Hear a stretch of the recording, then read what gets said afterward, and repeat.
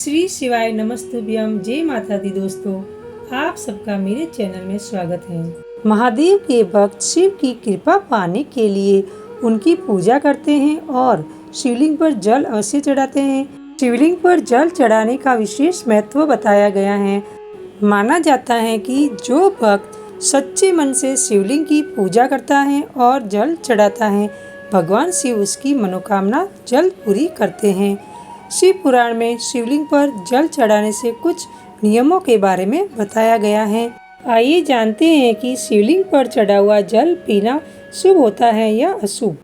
शिव पुराण के मुताबिक शिवलिंग पर जल चढ़ाना पुण्य का काम है। इस जल को आप प्रसाद के रूप में ग्रहण कर सकते हैं और ऐसा करना भी बहुत ही शुभ माना गया है। शिव पुराण के 22 अध्याय के 18 श्लोक के अनुसार शिवलिंग पर चढ़ा हुआ जल पीना शुभ होता है। शिवलिंग का जल पीने से आपको सभी रोगों से मुक्ति मिलती है और मानसिक रूप से भी सुकून मिलता है और तनाव भी दूर होता है। जीवन की नकारात्मक ऊर्जा भी खत्म होती है। शिवलिंग के ऊपर चढ़ाए गए जल को चरणामृत के समान माना जाता है।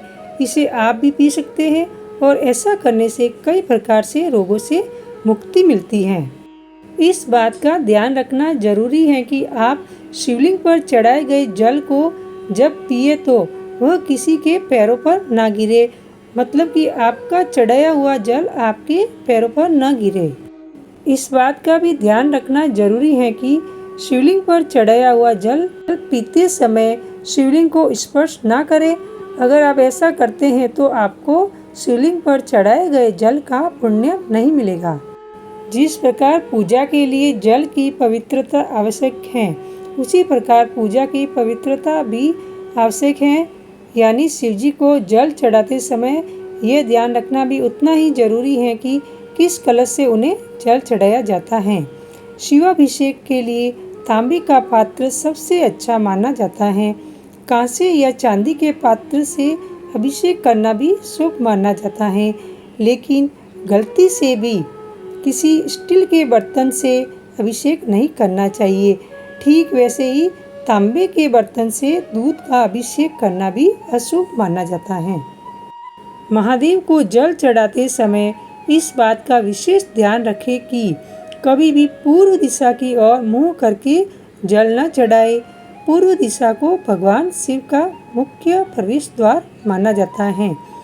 मान्यता है कि इस दिशा में मुख करने से शिवजी के द्वार में बाधा उत्पन्न होती है और वह रुष्ट भी हो सकते हैं।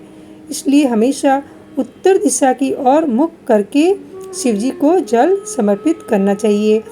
ऐसा कहा जाता है कि इस दिशा की ओर मुख करके जल चढ़ाने से शिव और पार्वती दोनों का आशीर्वाद मिलता है।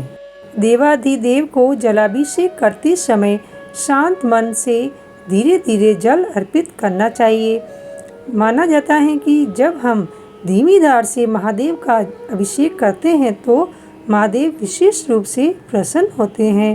भोलेनाथ को कभी भी बहुत तेज या बड़ी धारा में जल नहीं चढ़ाना चाहिए। शिवलिंग पर जल चढ़ाते समय हमेशा बैठकर जल चढ़ाएं। रुद्राभिषेक करते समय कभी भी खड़े नहीं होना चाहिए। माना जाता है कि खड़े होकर महादेव को जल चढ़ाने से इसका पुण्य फल भी नहीं मिलता है।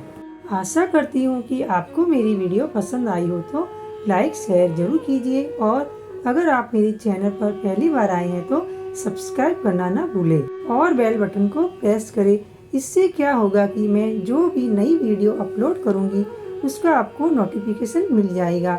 तब तक के लिए जय माता दी दोस्तों।